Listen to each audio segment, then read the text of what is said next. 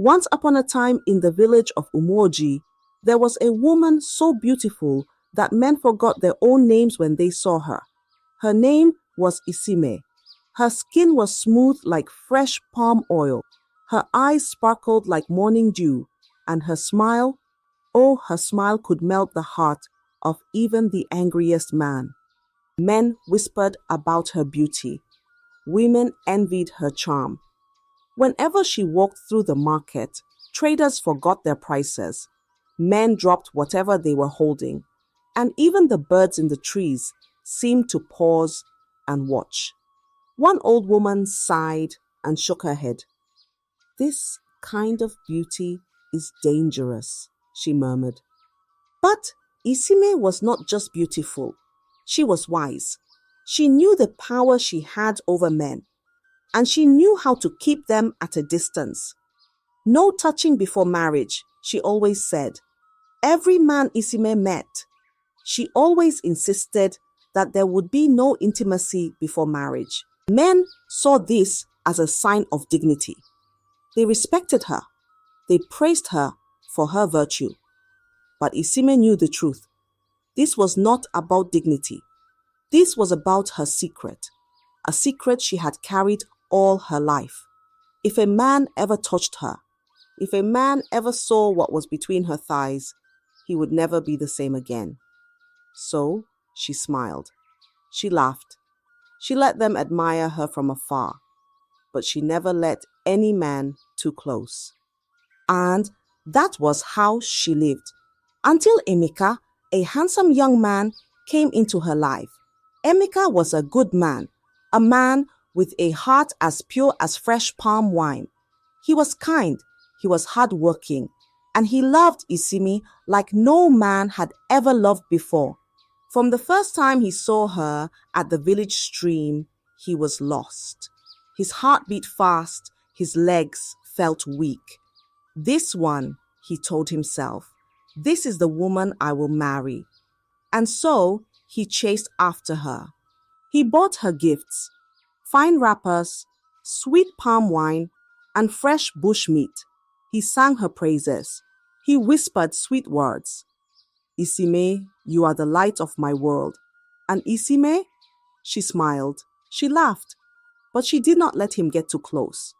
No touching before marriage, she reminded him, as she did all men. Emeka did not mind. You are a good woman, he said, his heart swelling with love. I will wait. For months, they courted. The village watched. The village gossiped. Finally, our Isime will marry. And then, one bright afternoon, Emeka went to her father's house with his people. He knelt before her and said, Marry me, Isime. Be the mother of my children. Isime smiled. She liked Emeka. He was gentle and he made her laugh. But deep inside, fear gripped her heart. Still, she said, Yes, I will marry you. The village rejoiced. Drummers played, women danced, children ran around shouting her name. Isime the beautiful is getting married, they sang. The wedding was grand. Even the oldest men in the village said they had never seen such a feast. But the real night had not yet come. When the celebration ended and the last candle burned low, Isime and Emeka were alone. The room was quiet, only the sound of crickets outside. Emeka held her hands and whispered, My love, don't be afraid. You are mine now. Isime's heart pounded. She knew this moment would come. Her hands trembled as she stepped back. Emeka, maybe we should sleep first. We are tired, she said, her voice shaking. Emeka laughed. Sleep? My wife, don't be shy. I have waited for this night. I will love you gently. Isime swallowed hard. She knew there was no escape. Hesitant and shaking, she finally pulled off her clothes. The moment Emeka set his eyes on what lay between her thighs, he let out a loud scream. Then, in the blink of an eye, he went blind. Ah, my eyes, my eyes. Emeka's voice rang through the night. He clutched his face and staggered back. Isime froze. "What is it? What is wrong?" she cried. But Emeka could not hear her. His world had turned black. Just like that, his eyes had gone blind. His screams woke the entire village. People ran into the house, elders, women, even the children. "What happened? What is wrong with him?" they asked. But Emeka only wailed. He pointed at Isime, shaking, his mouth open in horror. But he could not see her anymore. The elders whispered among themselves. The villagers looked at Isime with suspicion, but nobody could explain what had happened. The next morning, Isime packed her things and left. She did not cry. She did not explain. She just left Emeka behind, his eyes forever dark, his future forever changed. Her secret was still safe, but fate was not done with her yet. Not long after Emeka's mysterious blindness, whispers about Isime filled the village like harmattan dust. Some said she was cursed, others said Emeka had fallen sick from an unknown disease, but no one knew the truth, and Isime carried on with her life as if nothing had happened. Then, a few months later, Isime met another man. His name was Ejike. Ejike was not like Emeka. He was richer, stronger, and more powerful. His father was a great chief, and his mother came from a long line of wealthy traders. Ejike himself had businesses in many towns. He had horses, farms, and enough gold to make even the king jealous. When he first saw Isime, his heart skipped a beat. "Who is that woman?" he asked his friend at the market. "That is Isime," the friend replied, "the most beautiful woman in Umoji. But be careful, my brother. There is a mystery about her." Ejike laughed. "What mystery?" "A woman. This beautiful cannot be dangerous. I will marry her." And so, Ejike began to chase Isime like a hunter after a deer. He sent gifts to her house, cloths from faraway lands, beads that sparkled like the stars, and bags of rice big enough to feed a whole family for a year.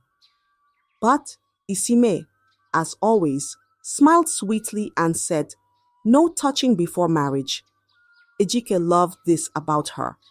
A woman of virtue, a woman who respects herself. This is the kind of wife I need. Before long, he asked for her hand in marriage. The wedding was grander than Emeka's. Drummers played until their hands ached. Dancers moved their bodies until sweat covered their skin. People came from far and wide to witness the marriage of Ejike the rich and Isime the beautiful. Even the king sent his messengers with gifts. But when the sun went down and the guests went home, the real night began. Ejike and Isime sat in their new home, a big house with high walls and fine furniture. Candles flickered in the room, casting long shadows on the walls. Ejike pulled her close and whispered, "My wife, my love, this night belongs to us. Don't be afraid." Isime's hands grew cold. Her heart beat like the village drum. She tried to move away, but Ejike only laughed and kissed her forehead. "Are you shy? Don't worry. You are mine now." Isime took a deep breath. There was no escape. Slowly, she removed her clothes. At first, Ejike froze. His eyes widened. His chest rose and fell as he took in the sight before him. Just as Ejike's eyes fell upon her secret of what's between her thighs, he opened his mouth to scream, but no sound came out. He lost his voice instantly. Ejike's face twisted in horror. He clutched his throat. His lips moved, but nothing came. He tried again. Nothing. His voice was gone. Panic filled his eyes as he turned to Isime, pointing, trying to speak, but no words came. His whole body shook as he grabbed his ears. A ringing sound, loud, sharp, endless. Then, silence. Ejike could not hear. He could not speak. Fear gripped his body like a spirit had entered him. He stumbled backward, hitting the wooden stool. He ran to the door, pushing it open, rushing into the night. Outside, some of his family members were still sitting around, drinking palm wine and laughing. When they saw Ejike, they stood up in confusion. "Ejike, what is wrong?" one of his uncles asked.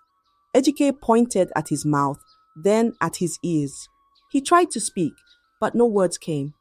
He shook his head, slapped his own ears, waved his hands frantically. "Why is he acting like this?" someone whispered. The people gathered.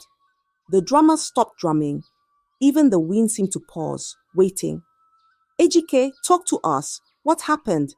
Ejike opened his mouth again. Silence. Someone shouted, "He has lost his voice." Another said, "He cannot hear us." Murmurs filled the air. Whispers.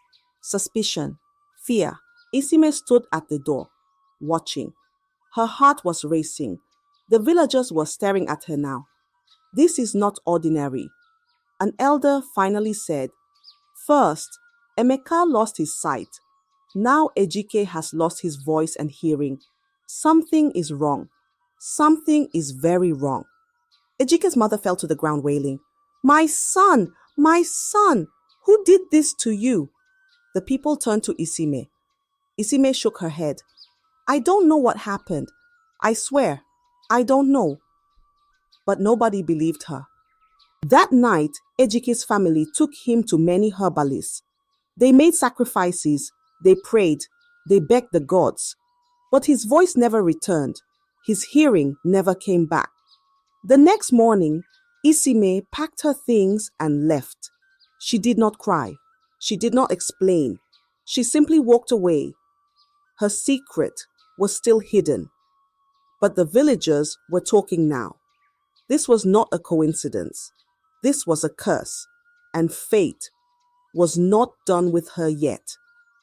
By now, Isime's name carried whispers wherever she went. People spoke in hushed tones when they saw her pass.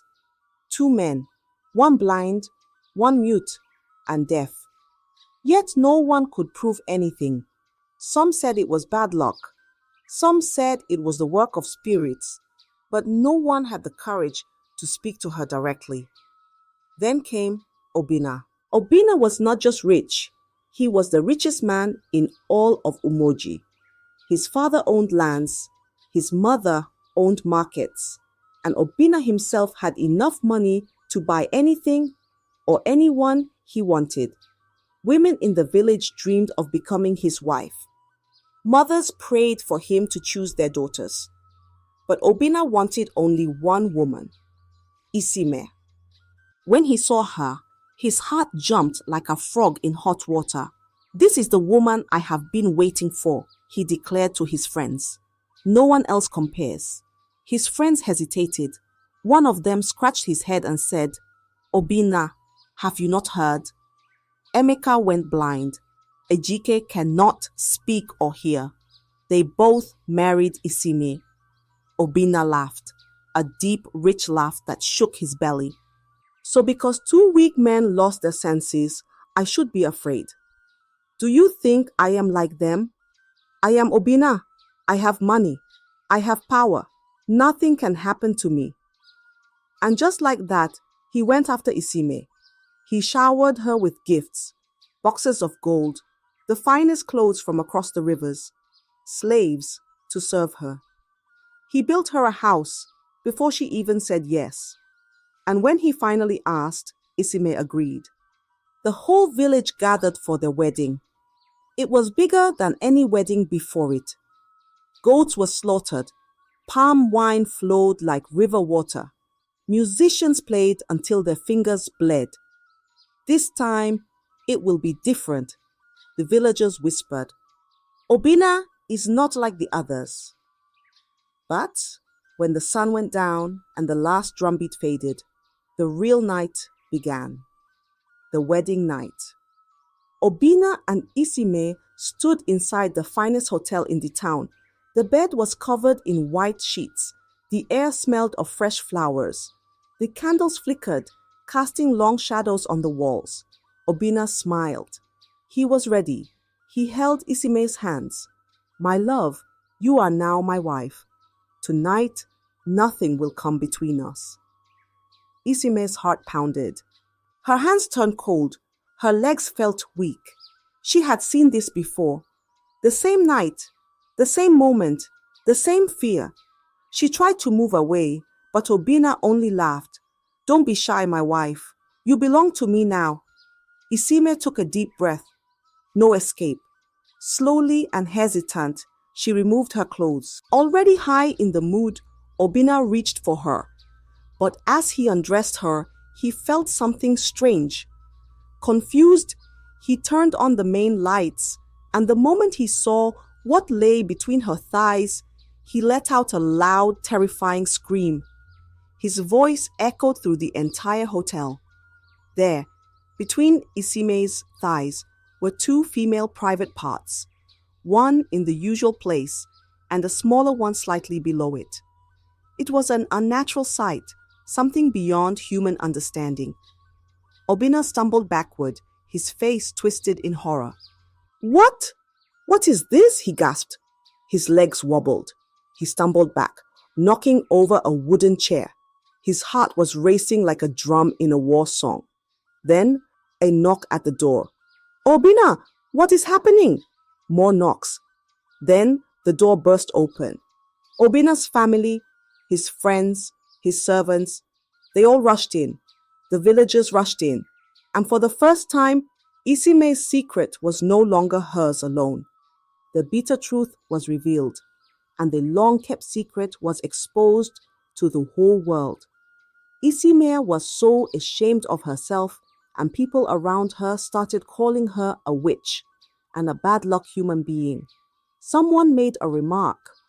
Who knows, maybe she wanted to kill Obina.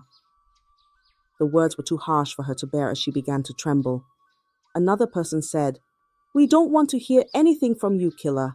Who sent you? Isime trembled in fear and shame as she began to speak. Obina, still trembling and gasping for breath, suddenly coughed. Blood trickled from his mouth. His eyes bulged in horror, and within moments, he collapsed. His body convulsed violently before he breathed his last. The entire village stood in shock. The man who had just been celebrating his wedding hours ago was now dead. Isime lay on the cold floor, her hands shaking, her face wet with tears. The crowd roared above her, their voices sharp like knives. She is a witch. She has deceived Obina. She killed him. Isime covered her ears. The voices were too loud. The words were too heavy. She wanted to scream, to disappear, to wake up from this nightmare. But she couldn't. Tears rolled down her cheeks as she lifted her head. Her lips trembled. Her voice was weak. Please, let me speak. We don't want to hear anything from you. Evil woman, someone shouted. She must have used charms to trap Obina. Isime shut her eyes, took a deep breath, and then she spoke. I didn't ask for this, she said, her voice cracking. The room fell silent. I was born this way. I never knew. I swear, I never knew. The villagers stared, their eyes filled with doubt and anger. But Isime continued. I was just 5 years old when my mother died, she whispered. The crowd murmured. Then the truth began to unfold. Many years ago, before Isime knew the meaning of pain, before she learned how to smile to hide her sorrow, she was just a little girl, a baby. Her father was a rich man with 6 wives. His house was full of children, but only one daughter. Isime, her mother, Neka, was the youngest wife. She was beautiful and kind, but the other wives hated her. Not because she was the favorite, not because she was younger. They hated her because she gave birth to a girl. In the household, boys were everything. Boys carried the family name. Boys inherited the land. Boys were celebrated. But a girl was nothing. Isime's 5 stepmothers looked at her with jealousy and hatred. Why must she be the only one with a daughter? Mama Nkechi, the second wife, hissed. We have given birth to sons, but look how happy our husband is because of this girl. Mama Ijoma, the third wife, spat. But the worst of them all was the first wife, Mama Chidi. She was the oldest, the most powerful among the wives, and the most dangerous. Her heart was blacker than the darkest night. One evening, as the sun set behind the hills, Mama Chidi made a terrible decision. This girl will never know happiness, she whispered. I will make sure of it. She swallowed hard. One evening, my mother drank palm wine, but she never woke up. They said it was the gods, but I know the truth. She was poisoned. The people gasped. Some covered their mouths, others shook their heads. After she died, my stepmothers turned me into a slave. I woke up before the sun and slept long after the moon had risen. I fetched water, cooked, cleaned, washed their clothes, and yet I was never allowed to eat enough food. They made me sleep on the cold kitchen floor while their sons lay on soft mats. Isime's voice broke, but she kept going. I smiled, I laughed, I believed one day things would change. She paused, her chest rising and falling. But I did not know, she whispered, that they had done something terrible to me when I was just a baby. The crowd held their breath. The elders leaned in closer. Isime wiped her tears. I never knew until tonight. Then the truth continues to surface. A long time ago, while Isime was still a little girl, deep in the heart of the forest, there lived a wicked herbalist. His heart was dark, his eyes red like burning coal, and his voice was as dry as harmattan wind. People feared him. They said he could turn a man into a goat with just a whisper. One night, when the moon was hidden behind thick clouds, Mama Chidi crept into the forest, carrying a black clay pot. Her wrapper was tied tight around her chest, her feet bare, her eyes full of wickedness. She walked deep into the forest, where the air smelled of rotten leaves and spirits whispered through the trees. When she reached the old herbalist's hut, she knocked 3 times. Who dares disturb me at this hour? A voice growled from inside. It is me, Great One, Mama Chidi said, her voice shaking. I need your help. The door creaked open, and the herbalist peered at her with his red, shining eyes. His teeth were yellow like old bones. Speak, he said. Mama Chidi stepped forward and whispered, I want to ruin her life forever. The herbalist's lips curled into a wicked smile. He laughed, a sound like dry leaves crackling in fire. A baby? He asked, tilting his head. You wish to curse a child? Mama Chidi nodded. You are more wicked than I thought, the herbalist chuckled. Then he turned, picked up a wooden bowl, and began to mix. He crushed dark leaves, poured thick black oil, and whispered strange words. The room grew colder, the air heavier. Then he dipped his fingers into the bowl and smeared a dark potion onto a small cloth. He turned to Mama Chidi. Take this, he said. Rub it on the baby every night. Slowly, the curse will grow. She will carry shame for the rest of her life. Mama Chidi grinned.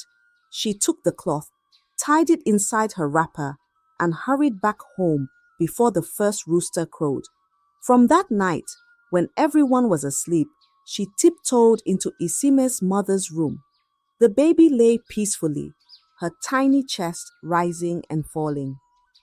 Mama Chidi unwrapped the cursed cloth and rubbed the dark potion on Isime's soft skin. Night after night, she did the same, whispering, rubbing, cursing. The curse grew, and by the time Isime turned 5, It was complete, but nobody knew, not even Isime herself. Now, standing in the middle of the hotel room, her face soaked with tears, she whispered, "I didn't know. I swear, I never knew." The villagers stared at her, their eyes wide with shock. The elders shook their heads.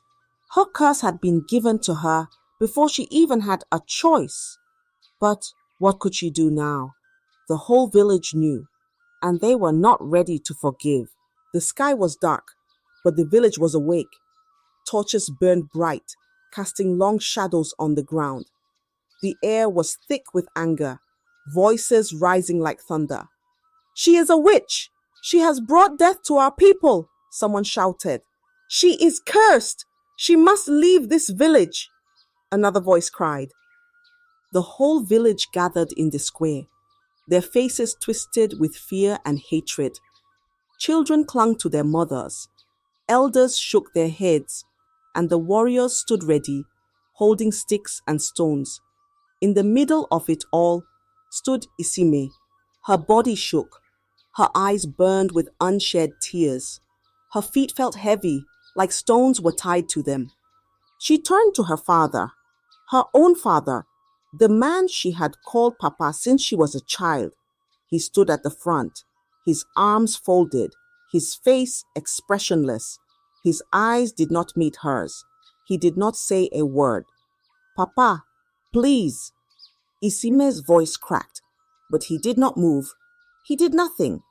Isime's heart shattered. The elders stepped forward. Their faces were grim. "This girl has brought misfortune to our village. 3 men have suffered because of her. One is blind, one is mute, one is dead. We cannot allow this evil to remain among us." The people cheered in agreement. One elder raised his hand, and the crowd fell silent. "Isime is a disgrace. She must be banished." Isime fell to her knees. "Please, I didn't do anything. I didn't know," she sobbed. But no one listened. A strong man grabbed her arm. Another grabbed the other. They dragged her forward. Isime screamed, "Papa, help me." But her father turned away. Her own blood had abandoned her. Tears blurred her vision. The crowd spit at her, threw sand at her. The first stone hit her back, then another, then another. She ran. She ran as fast as her legs could carry her. The village gates opened, and the moment she stepped past them, they slammed shut. She was no longer one of them. She was an outcast. The forest she ran into was dark and cold. The trees whispered secrets to the wind. The night creatures called to each other. Isime stumbled through the thick bushes, her feet bleeding, her arms covered in bruises. The pain in her heart was worse than the pain in her body. Why me?" she whispered to the wind. She walked for hours, not knowing where she was going. She was tired, hungry, cold. At last, her legs gave out and she collapsed by the root of an old tree. Her stomach growled. Her lips were dry. She had nothing, no food, no water, no home. Tears slid down her face as she curled up on the cold ground. She had lost everything: her home, her family, her name. Her world had ended, but she did not know. Fate was not done with her yet. Isime walked and walked. Days passed. Her feet were swollen, her lips were cracked, her stomach cried for food. The forest was endless. Tall trees blocked the sun. Shadows danced on the ground. Strange sounds came from deep in the bushes. Whispers, rustling leaves, the call of unseen creatures. She drank from small streams. She ate wild fruits, but they were bitter, and some made her stomach turn. She had never been this alone. At night, the cold wrapped around her like a wicked spirit. She shivered, hugging herself, whispering, "Why me? What have I done?" But the forest did not answer. One evening, just as the sky turned red like fire, Isime saw it. A small mud hut hidden between two giant trees. Smoke curled from the thatched roof, a sign of life. With her last strength, she dragged herself to the door and knocked. There was a long silence. Then the door creaked open. An old woman stood there. Her eyes were sharp, her face wrinkled like old leather. Her silver hair hung in long, thin braids. She held a wooden staff, and around her neck were cowrie shells that jingled softly. She looked at Isime once, just one look, and her eyes widened. "My child." Her voice was deep and slow. "You carry a curse." Isime's heart stopped. "Please, help me, Mama. I have nowhere else to go." The woman stepped aside. "Come inside, child." Inside the hut, warmth wrapped around Isime. A small fire burned in the corner. Pots of herbs hung from the ceiling, and the air smelled of smoke and ancient secrets. The woman handed her a wooden bowl of hot soup. "Eat, you need strength." Isime ate quickly, the hot liquid burning down her throat, filling her empty belly. When she was done, the woman sat across from her, her eyes never leaving Isime's face. "Tell me, child, how did you end up in this forest?" And so Isime told her everything. She spoke of Emeka's blindness, Ejike's silence, and Obina's death.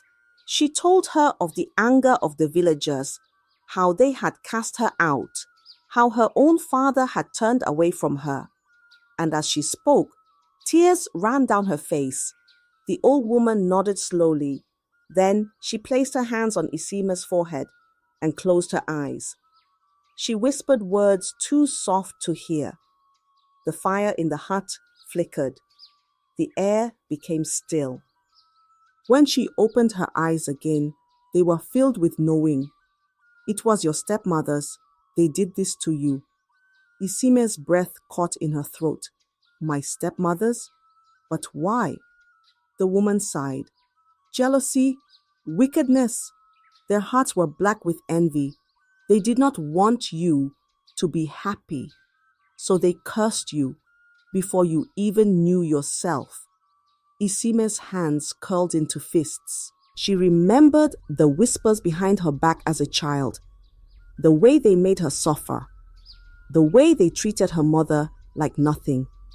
Everything made sense now. "They took everything from me," Isime shouted. "My happiness, my life. They left me with nothing." Her body shook with rage. Then she stood up. Her voice was steady. Her heart was strong. "I must go back," she said. "I must face them." The old woman smiled. "Yes, child, it is time for the truth to come out." Isime walked with purpose. She was no longer the scared woman who had run into the forest. She was different now, stronger, wiser, ready. The old woman, Ejira, walked beside her, holding her wooden staff. The forest had once swallowed Isimia, but now it had given her back. The village came into view. The place that had cast her out now stood before her. She took a deep breath. No fear, no turning back. It was time for the truth. The villagers saw her before she even reached the square. "She has returned," someone shouted. People ran out of their homes, staring, whispering, "Didn't we banish her? How is she still alive?" But Izime did not stop. She walked straight to the elder's hut. The oldest men in the village, the ones who had banished her, sat in a circle, talking about village matters. When they saw her, they froze. The chief elder stood up. "Isime, what are you doing here? You are no longer one of us." Isime's voice was steady, clear, unshaken. "I have come for justice. I have come for the truth." The elders frowned. The villagers gathered around, curious, confused. Then her stepmothers arrived. Mama Nkechi, Mama Ijeoma, the others. And at the front, Mama Chidi, the wicked one. Their faces went pale when they saw Isime. She turned to them. Her eyes burned with anger. "You cursed me," she said. The crowd gasped. The stepmothers looked at one another, fear creeping into their eyes. Mama Chidi forced a laugh. "What is this girl saying? Has she run mad in the forest?" Isime did not blink. She lifted her chin and said, "You went to a herbalist. You used black powder on me when I was a baby. You turned me into this." Silence. The people turned to the elders. The elders turned to the stepmothers. "Is this true?" one elder asked. Before they could deny it, Ejira stepped forward. She reached into her bag and pulled out a small leather pouch. She opened it and let the black powder spill into her palm. The same black powder that had cursed Isime. The evidence, the proof. The villagers gasped. Mama Chidi's face turned white like ashes. Her hands trembled. I don't know what this is." But Ejire was not finished. She raised her staff and spoke words of old. Words that only the wise knew. The fire in the elder's hut flickered, swayed, then roared to life. The villagers staggered back in shock, and in that moment, Mama Chidi fell to the ground. Her body shook, her mouth opened, but no words came out. The elders stepped forward, their faces filled with horror. "You did this to a baby?" one of them whispered. Mama Chidi began to cry. She fell on her knees. "Please, forgive me." But the villagers were not ready to forgive. "This woman has destroyed an innocent life. She has brought a curse upon our village. She must be punished." Then someone picked up a stone. Then another. And another. Mama Chidi screamed. The first stone hit her shoulder. The second one hit her back. More stones. More anger. More voices rising in rage. Isime watched without blinking. This was the woman who had cursed her. The woman who had ruined her life. And now she was paying for it. Mama Chidi's screams faded. Her body fell still. The stone stopped. She was dead. The villagers turned to the other stepmothers. Their faces were full of fear. They fell to their knees, begging, "Please, we only followed her. It was her idea." But the elders shook their heads. "You watched it happen. You let it happen. You will not live among us anymore." And just like that, they were banished. Just like Isime had been. Only now, they had nowhere to go. The curse had been broken, but Isime's heart was still heavy. Would she ever be whole again? Would she ever be free? Only time would tell. The village had spoken. Justice had been served. The women who had cursed her were gone. Their whispers had turned into screams, and their evil had led them to their fate. But even though Isime had found the truth, even though the village now saw her as a victim, not a monster, she knew one thing: she could never stay. This place was no longer her home. The streets where she once laughed as a child were now filled with memories of pain. The voices that once praised her beauty had cursed her name. She had been banished once, and though they had welcomed her back, she knew she could never be truly free here. So, one early morning, before the sun could rise, before the village could see her leave, Isime walked away. She traveled far, through forests, over rivers, past villages where no one knew her face. And when she found a place where the wind smelled different, where the trees did not whisper her name, where no one looked at her with fear or pity, she stopped. This would be her new home. At first, life was hard. She had nothing, but Isime was not weak. She had survived too much to give up now. She worked. She learned. She built herself from nothing. And as the months turned to years, she grew strong. Her past no longer chained her. Her heart no longer ached with fear. Isime was free, and then, one day, she met him, a man, not like Emeka, not like Ejike, not like Obina. He had gentle eyes and a quiet strength. He did not chase her with gold and riches. He did not praise her beauty alone. He saw her scars and loved her anyway. And for the first time in her life, Isime allowed herself to love. This time, her wedding was different. No drum shaking the sky. No hundreds of eyes watching, waiting for something to go wrong. No whispers. It was small, simple, peaceful. She wore a white cloth tied softly around her waist. She held her husband's hands, and when he said, "I love you," Isime believed it. And this time, when she removed her clothes on the wedding night, nothing happened. No screams, no blindness, no death, because for the first time in her life, she was truly free. The curse was gone. Months passed. Then came the day that changed everything.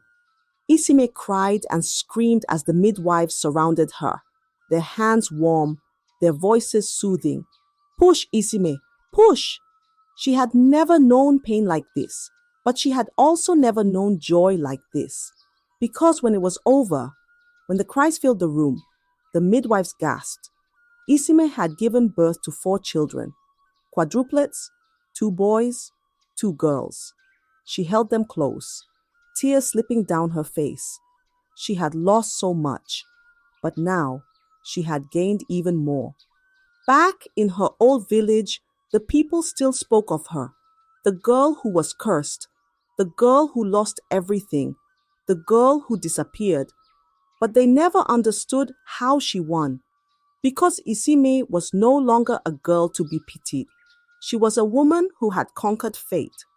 She had survived, and in the end, she had won. I hope you enjoyed the story. If so, please like the video, comment what you learned from the tale, and don't forget to subscribe to the channel for more enchanting tales just like this one. Thank you.